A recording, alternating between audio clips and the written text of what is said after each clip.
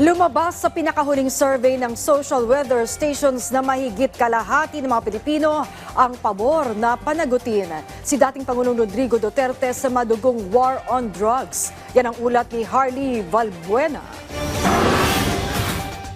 Dapat lang talaga kasi maraming nadamay, lalo-lalo na yung mga walang kasalanan. Sa ngayon, yung ginagawang parusa, siguro dapat lang gawin sa kanya.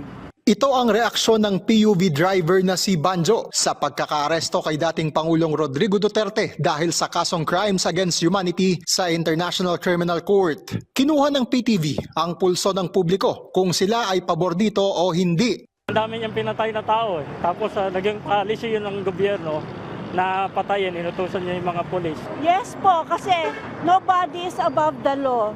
For me, hindi po.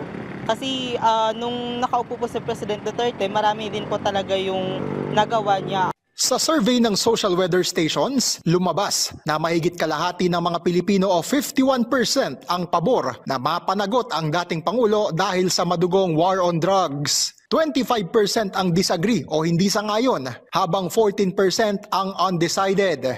Sa Metro Manila, 45% ang pabor na mapanagot ang dating Pangulo, habang marami rin ang sang-ayon sa iba pang rehiyon.